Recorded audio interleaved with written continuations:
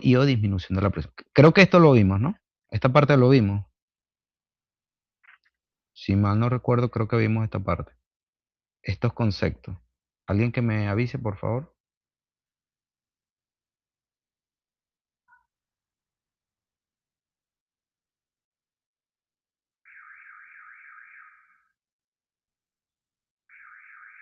Muchachos, avísenme, por favor.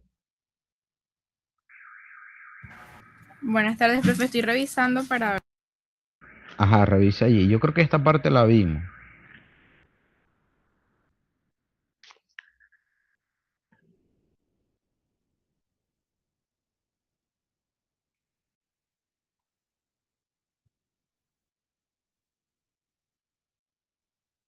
Sí, profe, esta parte ya la vimos. Bien. Creo que lo que no vimos fue las desventajas. No sé si eso lo mencioné. Que dentro de las principales ventajas se tiene la alta demanda de energía, la naturaleza corrosiva de las soluciones y la limitada carga de gas ácido en solución, tal como las reacciones químicas son reguladas por la estequiometría de la reacción. Creo que esa parte no la vimos. La desventaja.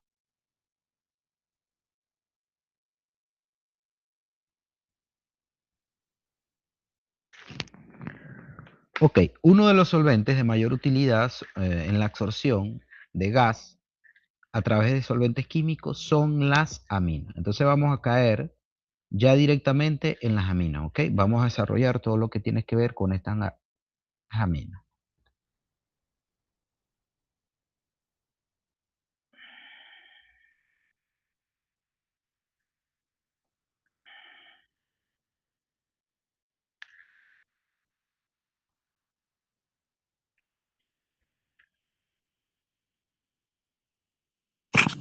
Buenas tardes. Buenas tardes, ya estamos.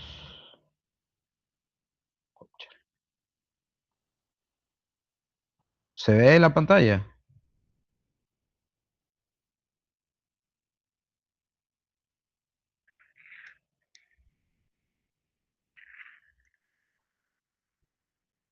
Muchachos, ¿se ve la pantalla? Sí, profe, ya se ve la presentación. ¿Ya se ve la presentación? Sí. Ok, bien. Las aminas son el tipo de solvente químico que se va a utilizar para la extracción del gas, de los gases ácidos, la absorción de los gases ácidos, bien sea en este caso principalmente H2S y CO2. Ok, hablemos un poco de las aminas. Fíjense. ¿Alguien que por favor pueda leer estas características de las aminas? Las aminas son compuestos orgánicos derivados del amoníaco y son productos de la sustitución de los hidrógenos que componen el amoníaco por sus grupos alquilos o arilos. Las aminas primarias y secundarias son compuestos muy polares, capaces de formar puentes de hidrógeno entre sí y con el agua. Esto las hace solubles en agua. La solubilidad disminuye en las moléculas con más de 6 átomos de carbono y en las que poseen el anillo aromático. El punto de ebullición de las aminas es más alto que el de los compuestos no polares, que presentan el mismo peso molecular, es menos electronegativo que el oxígeno. Hace que los puentes de hidrógeno se den en menor grado que en lo hace que el punto de ebullición de las aminas sea más bajo que el de los alcoholes del mismo peso molecular. Las aminas se comportan como base. Cuando una amina se disuelve, acepta un protón formando unión alquil-amonio. Bien. Estas son las principales características de las aminas. Fíjense que ellas parten del amoníaco, que es una base como tal. Recuerden que nosotros vamos a una reacción de neutralización, donde se va a formar una sal, digamos que inestable. ¿Ok? Entonces, todas las aminas, el concepto básico o principal es que ellas se originan de un amoníaco. Ya vamos a ver cómo es ese proceso.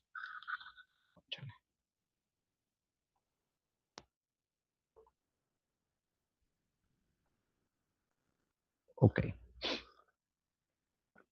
Esta parte aquí, que son compuestos muy polares, evidentemente son solubles con el agua al ser polares, por eso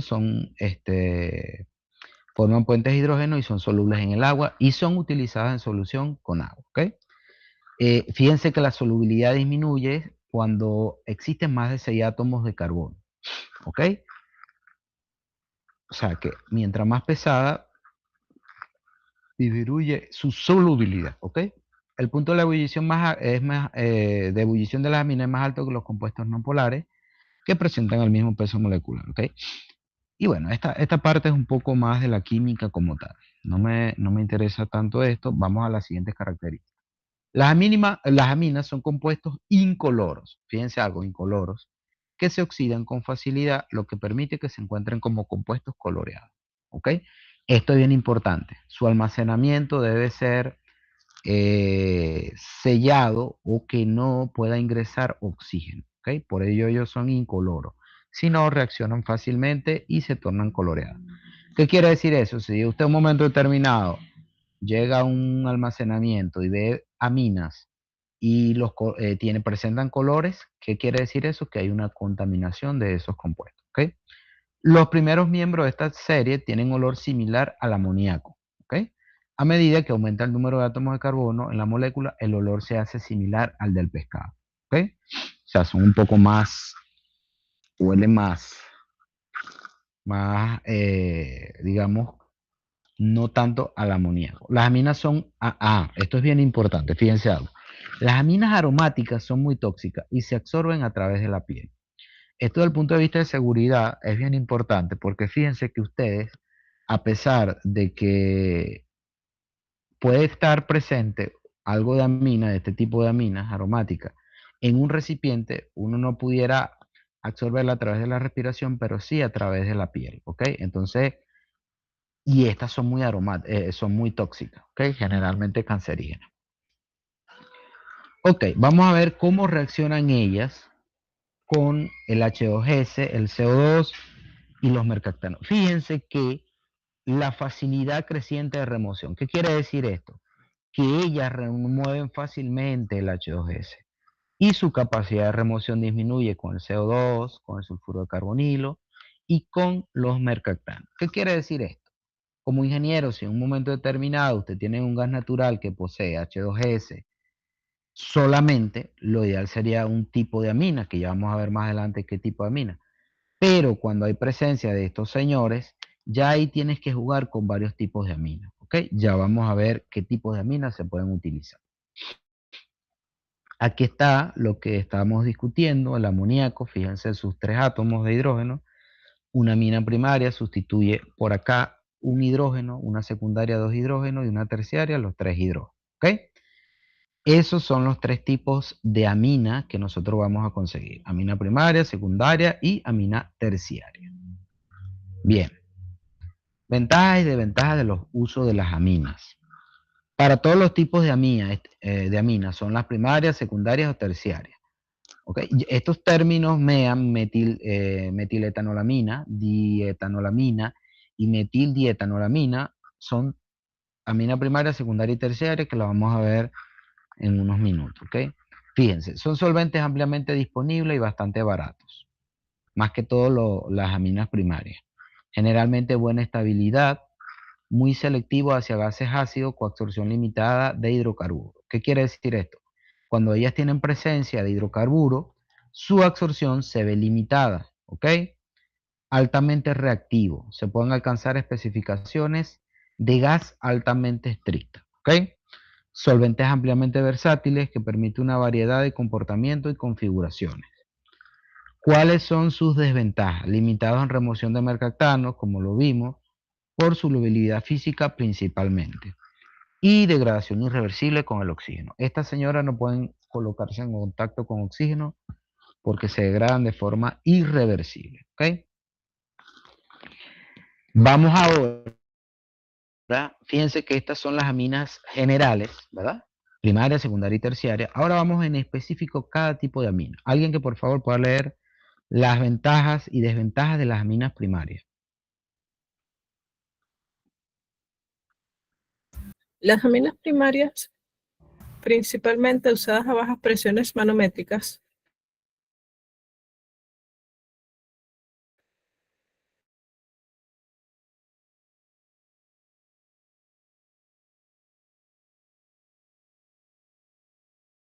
las más reactivas, exigentes a bajas presiones y altas temperaturas. Reacción irreversible en COS. Profe, ¿qué es COS? Sulfuro carbonilo. Estas son las desventajas. Estas son las ventajas y estas son las desventajas. Ajá, sí. Relativa a alta tasa de degradación, se requiere regeneración. Alta volatilidad, altas pérdidas. Alta corrosividad, alta cantidad de energía requerida para regeneración. Ok. En este caso estamos hablando de la monoetanolamina, ¿verdad? De hecho, estas aminas son las más reactivas hacia el H2S y no tanto hacia el CO2, pero sí más hacia el H2S. ¿Ok? Son muy corrosivas de todas las aminas. Cuando ellos hablan aquí, las más reactivas en comparación con la secundaria y terciaria. ¿Ok? Son muy corrosivas más que la primaria y secundaria. Ya vamos a ver la secundaria y terciaria. Vamos a ver por qué esa característica. Y presentan a tener altas pérdidas. ¿Ok? Estas son las características principales. Ok, la secundaria, solvente ampliamente utilizado para el endulzamiento del gas natural y estas sí pueden remover el sulfuro de carbonilo. ¿Ok? Aminas terciarias tienden a convertirse en la mejor opción preferida para endulzar el gas natural. Moléculas altamente estables, selectiva hacia el H2S, puede ser usada para remoción de sulfuro de carbonilo y CO2 cuando es mezclada con amina primaria o secundaria. ¿Ok?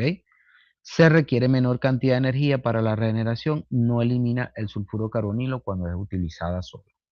Fíjense que las aminas primarias son las más baratas, secundarias un precio intermedio y las terciarias son las más caras.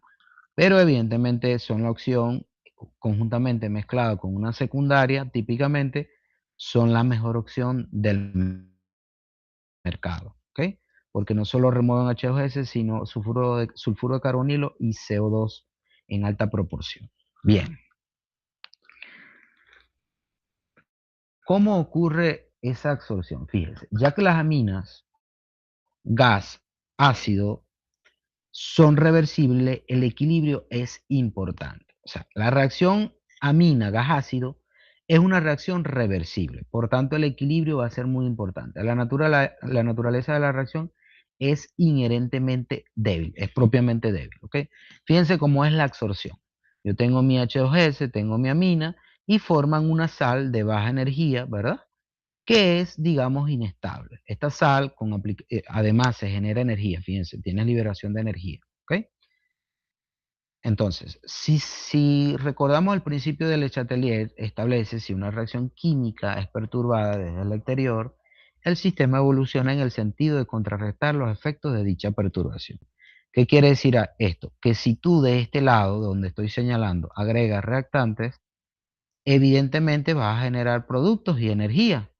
Productos en este caso es sal más calor o energía térmica. ¿Ok?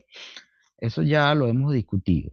Ahora vean el caso del despojamiento. En el despojamiento es caso contrario. Yo, en vez de generar energía, eh, proporciono energía al sistema y al proporcionar energía al sistema, fíjense que se da la separación, ¿ok? De la amina y del H2S. También desde el punto de vista del principio de Le Chatelier, si yo de este lado incorporo energía, la reacción se va a desplazar en sentido contrario, es decir, a la separación de los reactantes. ¿Ok? ¿Alguna pregunta sobre esto, muchachos?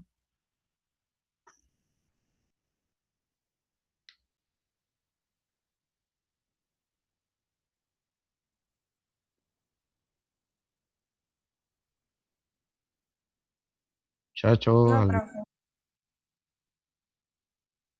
ok, está claro entonces. Un dibujito bien bueno para el parcial. Ojo con esto. ¿Ok? Bien. vamos a hablar ahora desde el punto de vista de cómo reaccionan esas aminas, ¿ok? Fíjense que venimos como un repaso de todas esas propiedades de absorción. Ahora nos toca ver un poco más cómo reaccionan esas aminas para absorber ese H2S, ¿ok? Primero lo que ocurre es una reacción de protonación de la amina. La amina en realidad se encuentra en el agua de esta manera, ¿ok? Recuerden que siempre vamos a manejar una concentración determinada de amina. Bien, esa concentración determinada de amina, lo primero que ocurre en esa solución es la protonación de la amina. Se forma este compuesto inestable, ¿ok? Este compuesto inestable generalmente es el que va a reaccionar con el H2S y el CO2 para formar las diferentes sales. Esto que está acá es una sal, esto que está acá. Tienes la base, tienes el catión y tienes el anión. Esto que está acá es una sal, ¿ok? Para el CO2, en el CO2 es un poco más compleja la reacción porque es más lenta. ¿Qué quiere decir que sea más lenta? Que involucra más pasos. El caso del H2S es una reacción prácticamente directa. Ya vamos a ver en detalle esto, ¿ok?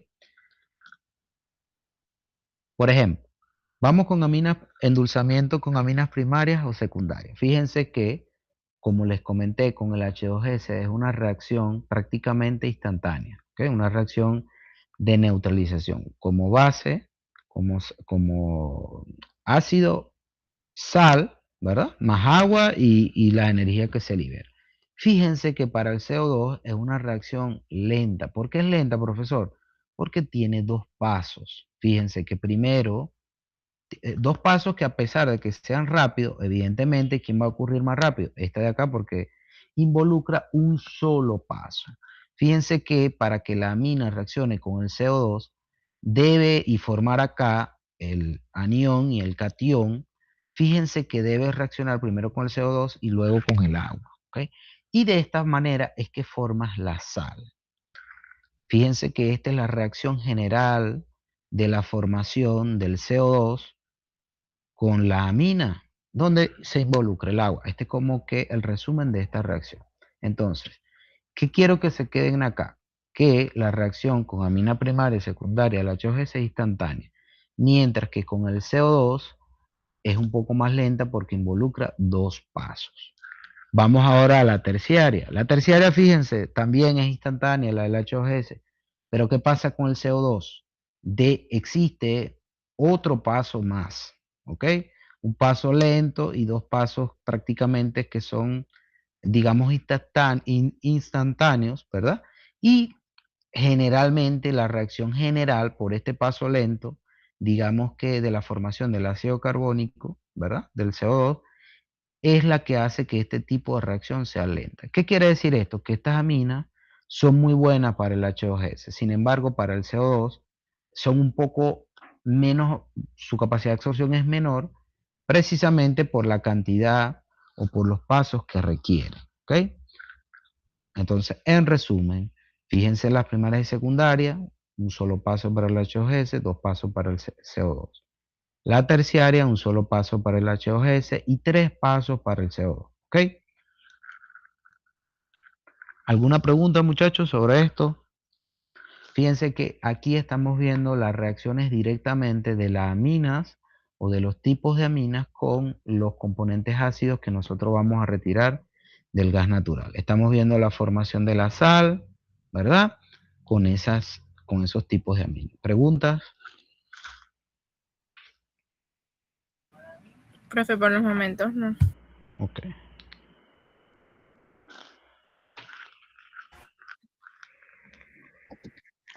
Vamos a hablar un poco en detalle de los tipos de amina. Aquí les presento una amina primaria. Fíjense cómo se forma. Se produce por la reacción directa del amoníaco con el óxido de etileno. ¿Ok? Y formas la famosa MEA, que en la industria más que todo se conoce como MEA. Pero ella es monoetanolamina. ¿Ok? O 2-aminoetanol o etanolamina. ¿Ok? Esta es la reacción para su formación.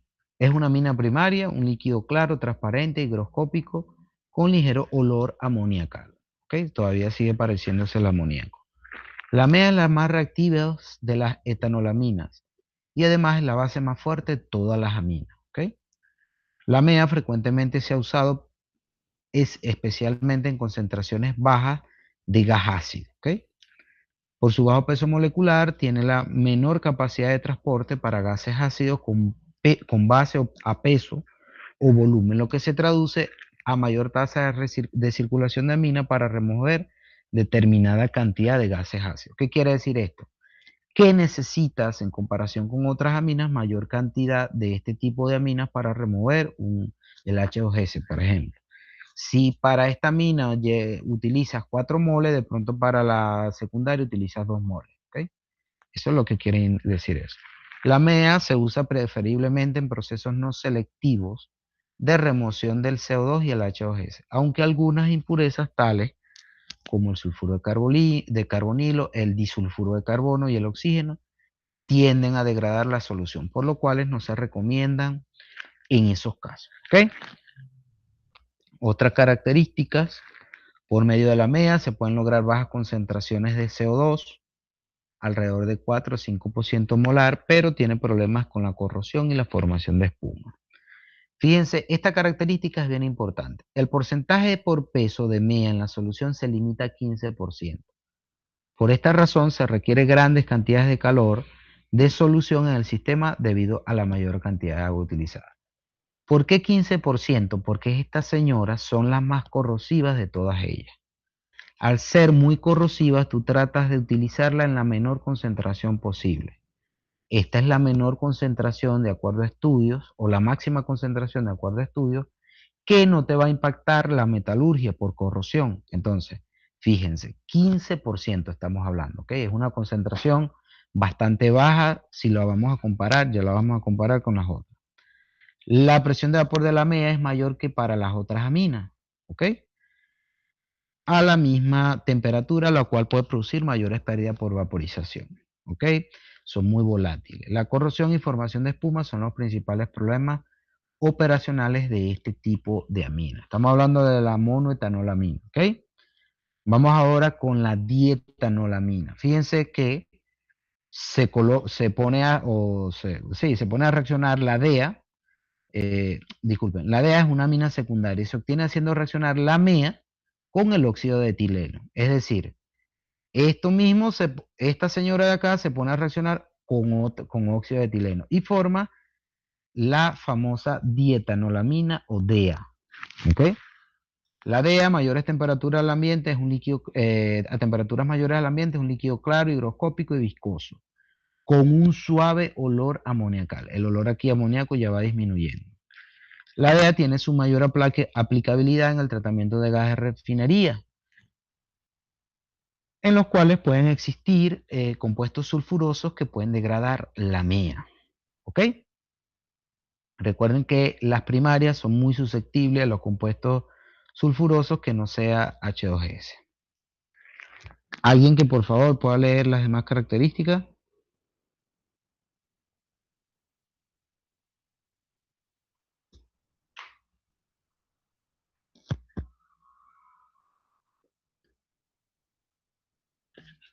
Muchachos, ¿alguien que por favor pueda leer las demás características? La DEA se recomienda para el tratamiento de vapores con alta presencia de sulfuro de hidrógeno. La DEA es mucho menor corrosiva que la MEA, pero la solución se vuelve muy viscosa en concentraciones altas.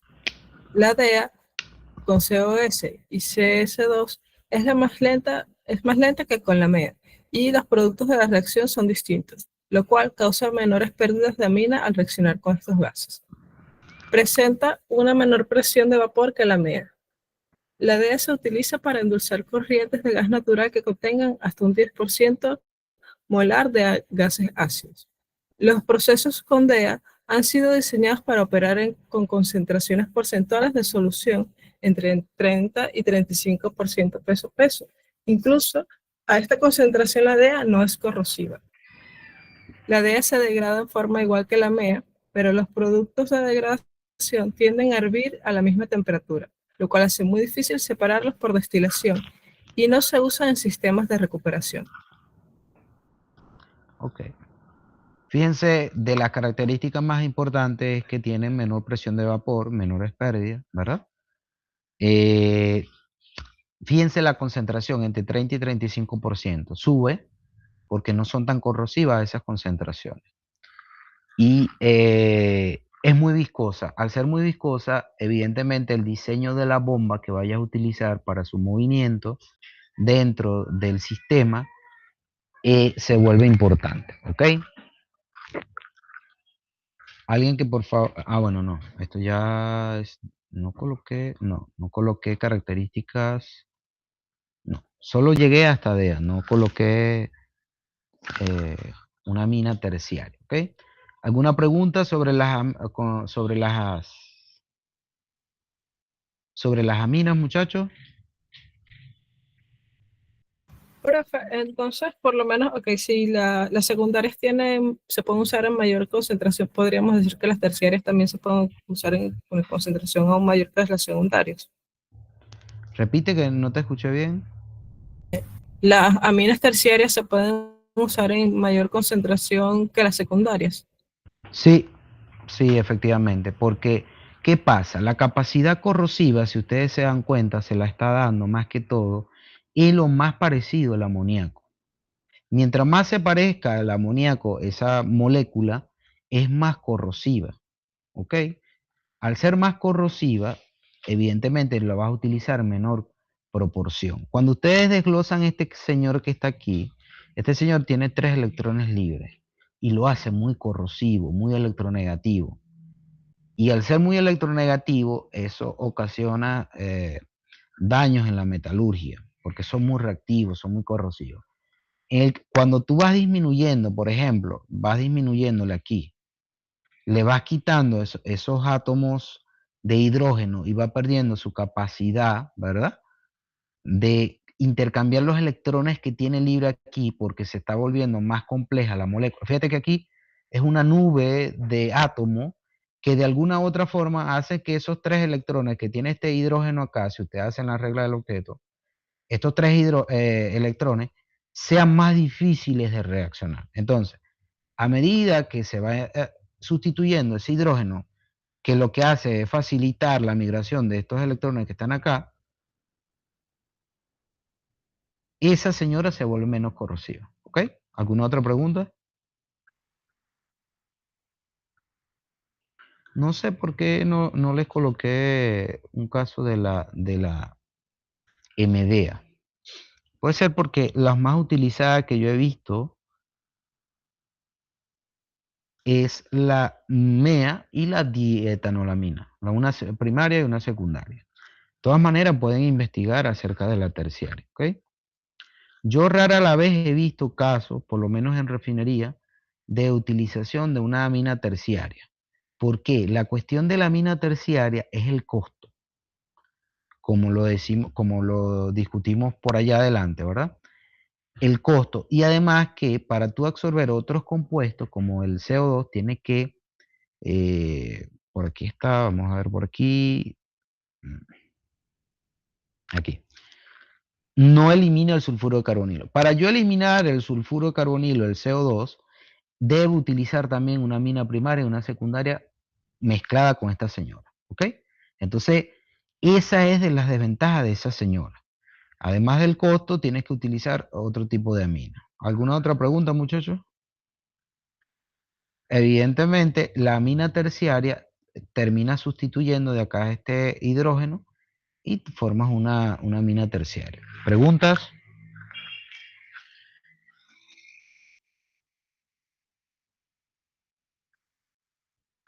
¿Otra pregunta? ¿No hay más preguntas?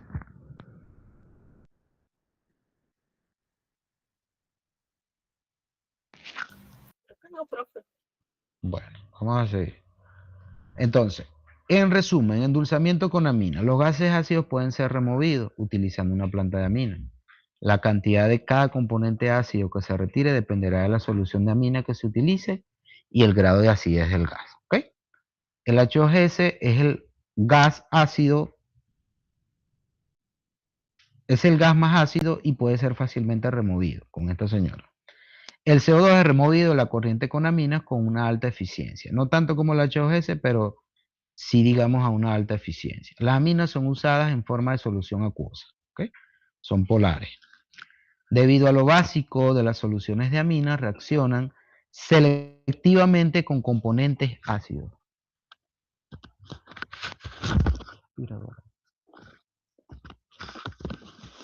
Debido a lo básico de las soluciones de aminas, reaccionan selectivamente con componentes ácidos, ¿ok? Para formar sales de amina térmicamente regenerables. El gas natural es puesto en contracorriente con una solución de amina bajo condiciones de presión y temperatura, ¿ok? Esto es el endulzamiento. La solución de amina rica que sale del fondo del absorbedor es regenerada por calentamiento y despojamiento a una presión reducida. Eso ya lo vamos viendo. Es necesario tratar otros compuestos azufrados por la gran cantidad de problemas operacionales y la afectación a las soluciones de amina. ¿Ok? Esto es el resumen de todo lo que hemos visto acerca de la amina y la absorción.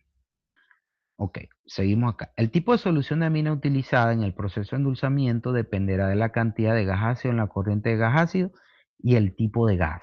Ok, si tiene sulfuro de carbonilo, H2S, CO2, ok. Por ejemplo, aquí tengo una consideración. Si la concentración de los gases ácidos está por debajo del 5% en volumen y el caudal a tratar es de 50 millones de pies cúbicos normal día, se recomienda utilizar monoetanolamina. Cuando el gas a tratar proviene de gas de refinería, en este caso se recomienda usar dietanolamina. Y en términos generales se puede señalar que la selección del solvente más conveniente está relacionado por la presión parcial del gas ácido a la entrada y a la salida de la planta. ¿Ok? O sea, qué tan eficiente o qué tanto tú quieres remover ese componente ácido. ¿Ok? Eso es bien importante. Bien. Ya vamos a entrar un poco más ilustrativo. Aquí tenemos el absorbedor, ¿verdad?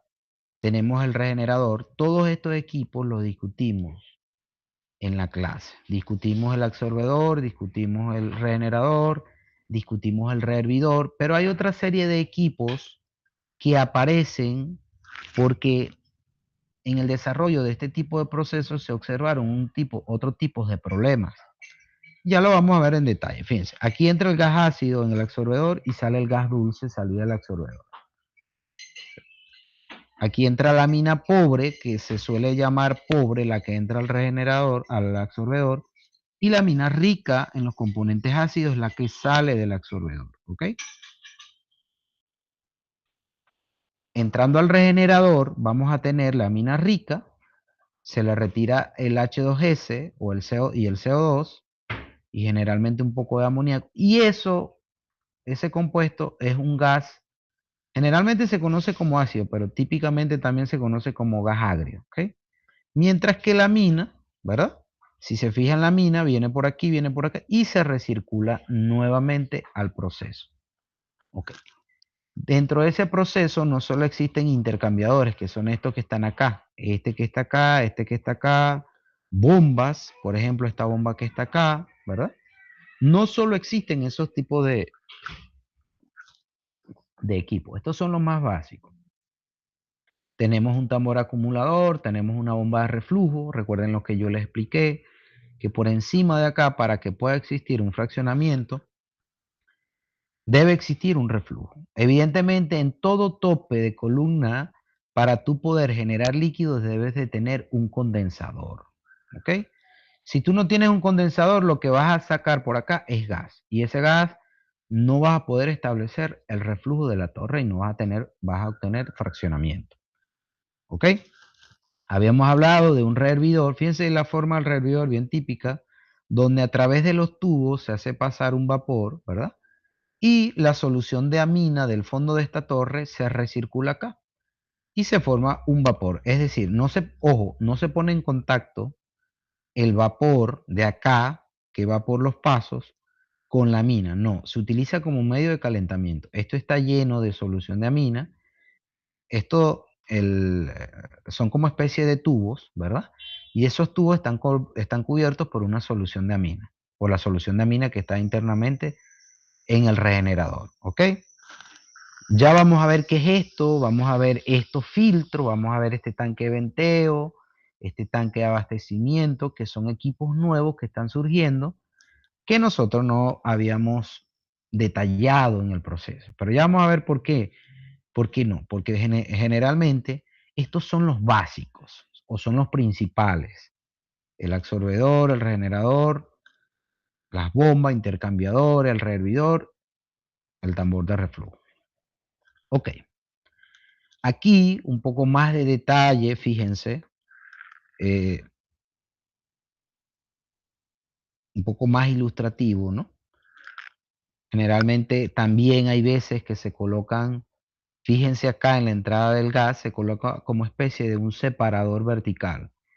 ¿Qué función cumple eso? A pesar de que a ti te dicen que el gas no viene con contenido de líquido, tú, si ese gas viene de una distancia más o menos lejana, puede ser que en el camino haya cierta condensación y tú vas a ver que es necesario retirar ese líquido porque el gas, el hidrocarburo, solo debe ingresar como gas hacia el absorbedor. Porque si no, pasa hacia la mina y estas aminas son muy susceptibles a la presencia de hidrocarburos.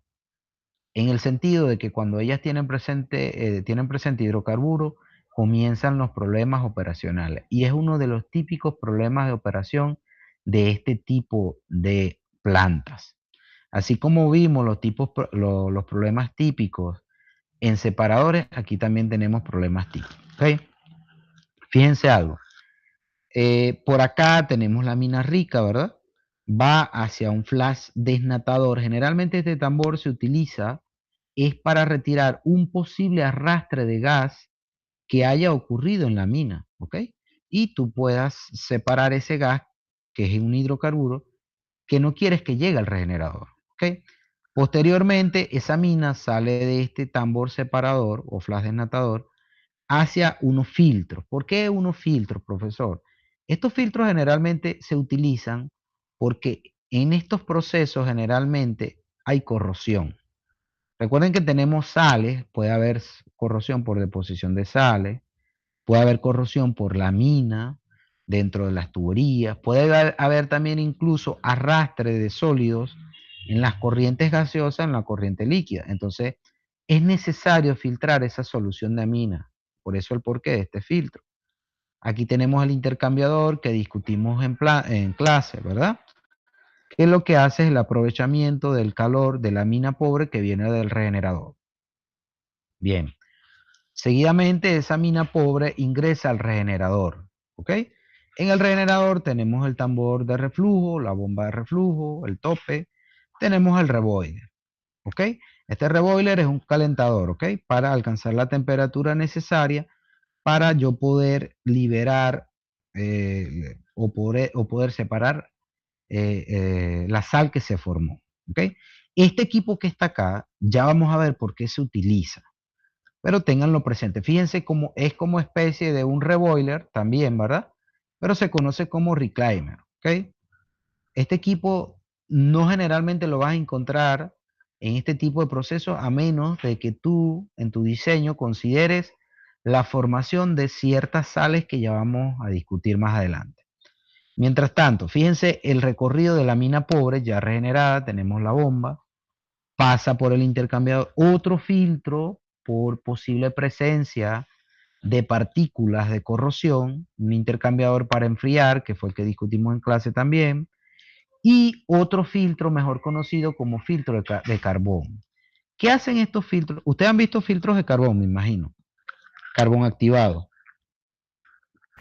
Sí, los que se utilizan, por ejemplo, para el agua comercial. Ajá, sí. Bueno, fíjate algo. Esos se utilizan para absorber ciertos iones, ciertos sólidos suspendidos, ¿verdad? Y generalmente dicen para quitarle el sabor al agua.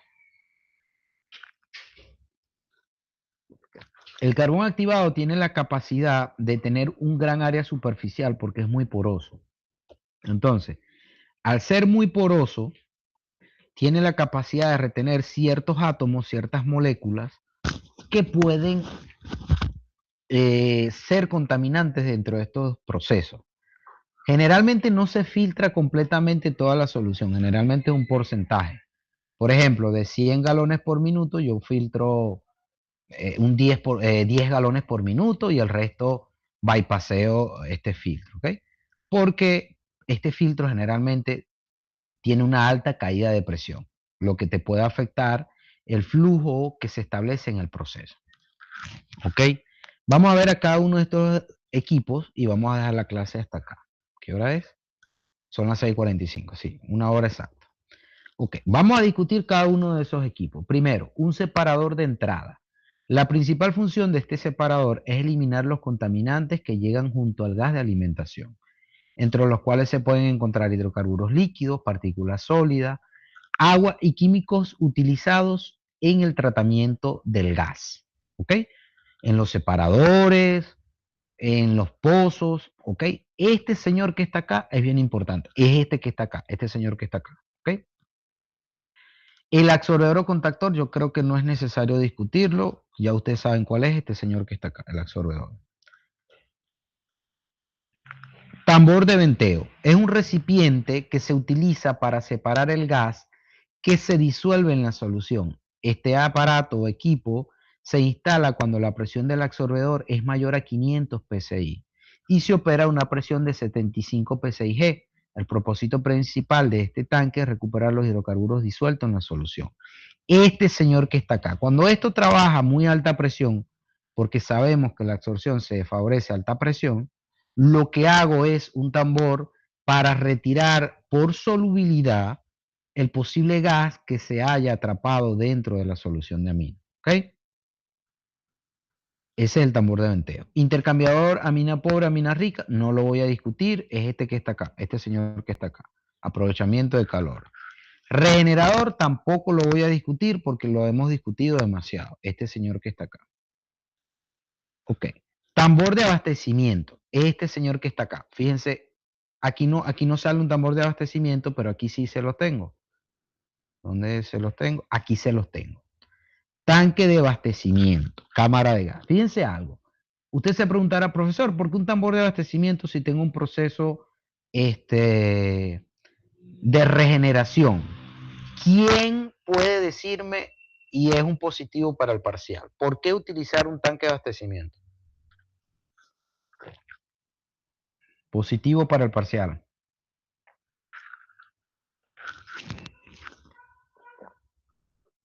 Vamos, muchachos. ¿Quién puede decirme por qué utilizar esto?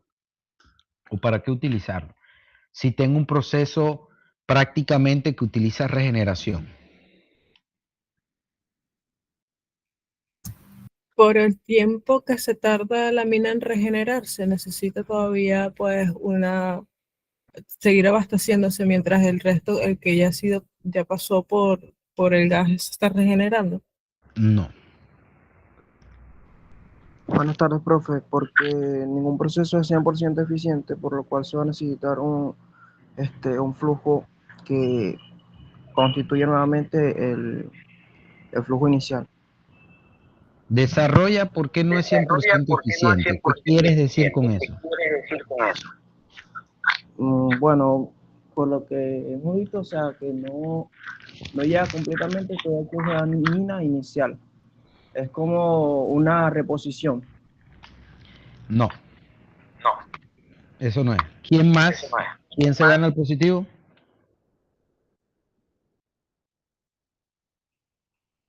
Es en parte lo que dijiste de eficiencia, pero va enfocado a otra cosa más. ¿Quién más?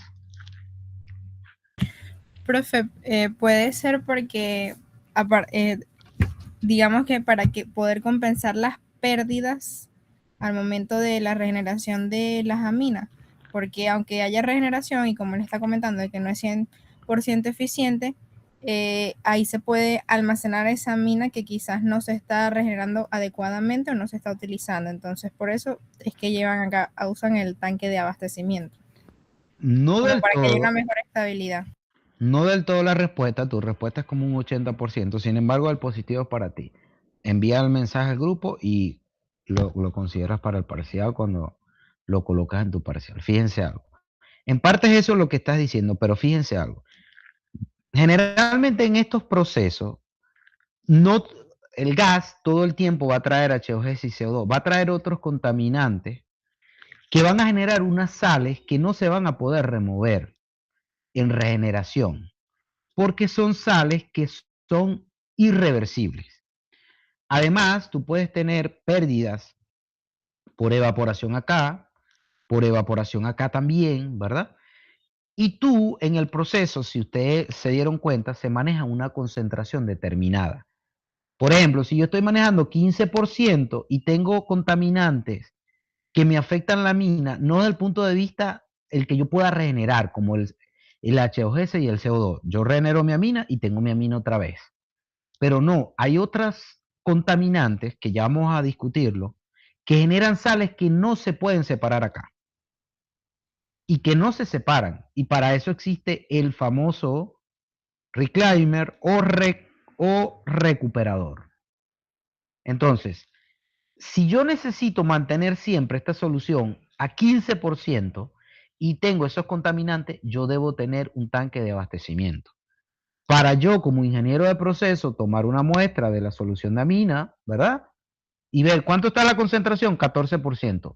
En función de mi cálculo, añado tanto. Debo añadir 2 tambores para recuperar mi concentración y mantener 15% de concentración. Generalmente se mantiene un rango, un mínimo de 15, depende de la mina, ¿no? Por ejemplo, en DEA generalmente era un mínimo de 15 y un máximo de 20. Entonces, tú te mueves en ese rango. Cuando estás por debajo, necesito abastecer, que es generalmente lo que pasa. ¿Ok? Entonces, para eso existe ese tanque de abastecimiento. Además, si hay una parada de planta, todos estos recipientes se vacían. Y por supuesto, yo inicialmente para poder establecer el proceso, coloco recirculación de agua y voy incorporando amina y voy viendo hasta qué momento alcanzo mi concentración de amina adecuada. ¿Ok? Entonces, esto es el porqué de este tanque de abastecimiento. Entonces, aquí está. Se utiliza para almacenar la solución pobre. Se recomienda tener uno necesario para reponer la concentración de la solución de amina.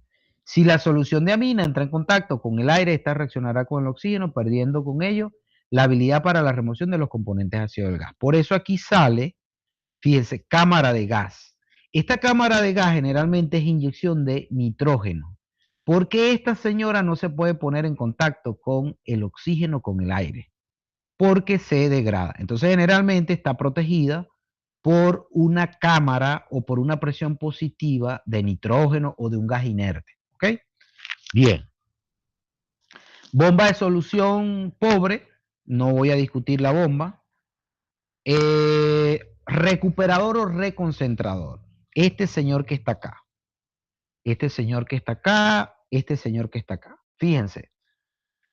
Este equipo es como un rehervidor adicional que se utiliza para regenerar la solución. En este recipiente la mina se evapora y regresa a la corriente de regeneración, dejando en el recuperador los sólidos y demás elementos indeseables que dañan la solución. La alimentación del recuperador llega por el fondo de la torre.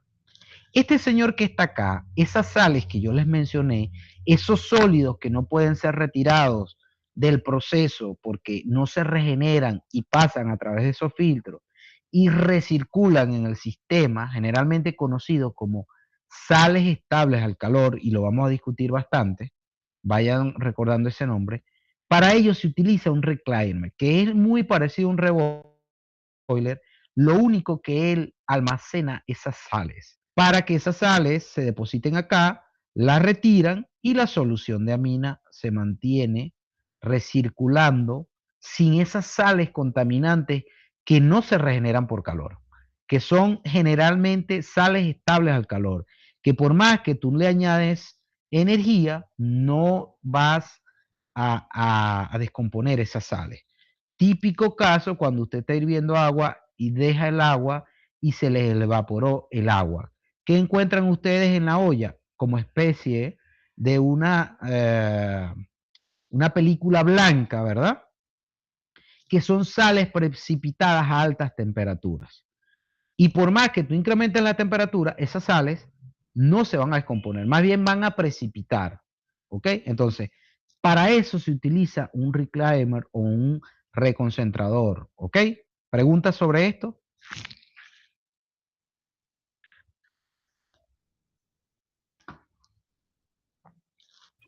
¿Alguna No, profe. pregunta, muchachos? Bien. Creo que ya era. Ah, bueno, los filtros. La mina pobre se purifica, la mina, bien sea la pobre o la rica. Va a depender de cómo tú diseñas el proceso, pero yo he visto en los dos casos.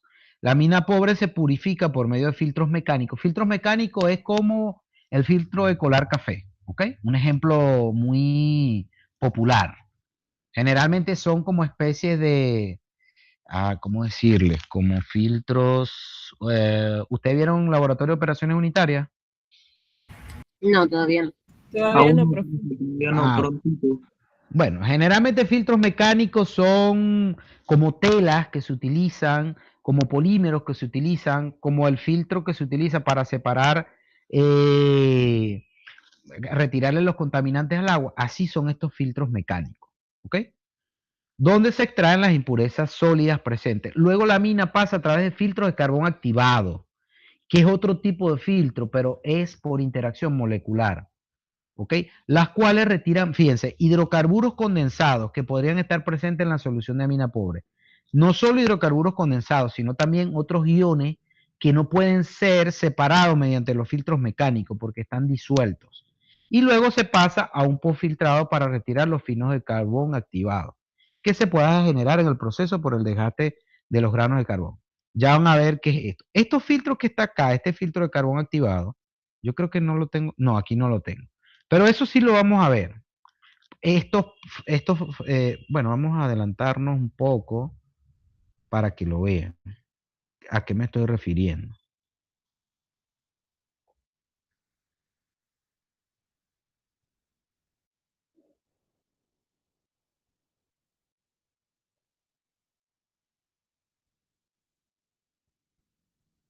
No puede ser, no tengo.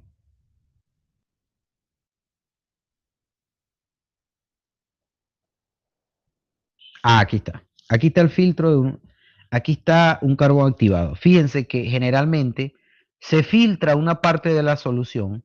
Hay un prefiltro y un postfiltro. El prefiltro es para que no entren sólidos al filtro de carbón activado, porque allí es lo que va a absorber es hidrocarburos e iones.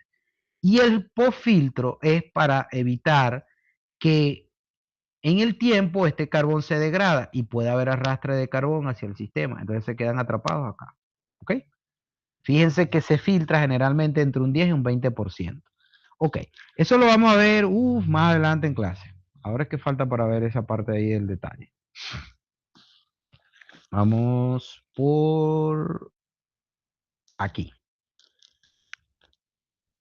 Enfriador de la solución Power. Es un intercambiador de calor utilizado para disminuir la temperatura de la mina pobre salida al regenerador. La mina pobre de entrada al absorbedor debe tener una baja temperatura porque a alta temperatura se disminuye la capacidad de retención de absorción de componentes ácidos. En el intercambiador de calor adicional, la solución fluye de los tubos en donde la solución se enfría hasta 10 grados por encima de la temperatura del gas entrando al absorbedor. Este señor que está acá es el enfriador. Este gas se enfría, pero no se puede enfriar, ¿verdad? Por encima de 10 grados. Es decir, si esto tiene, por ejemplo, 50, tú no puedes enfriar esto. Generalmente lo máximo que deja enfriarlo es a 40 grados Fahrenheit. No lo puedes enfriar más porque, ¿qué pasa? Facilitarías la condensación de este gas en la solución. Por eso el diferencial de temperatura generalmente entre estos dos es de 10 grados Fahrenheit. ¿Ok? No mayor de allí porque lo que hace es facilitar la solubilidad o la condensación del hidrocarburo en la solución. ¿Ok? Es este señor que está acá, este señor que está acá. O sea que tiene un diseño particular, ese enfriador. ¿Ok? Bien, muchachos, yo creo que hasta aquí vamos a dar la clase de hoy. Aquí para que vean, bueno, hasta acá. Fíjense, aquí les planteo una operación de endulzamiento Fíjense las variables típicas de operación. El gas sale a 4 ppm, ingresa, por ejemplo, ingresa aquí el gas agrio, ¿verdad? Y generalmente tú vas a alcanzar las especificaciones de 4 ppm y 60 ppm de CO2, ¿ok? Las temperaturas que se manejan, típicamente la mina pobre 145, el gas puede ser 115, ok, fíjense que aquí es un poco alta la diferencia.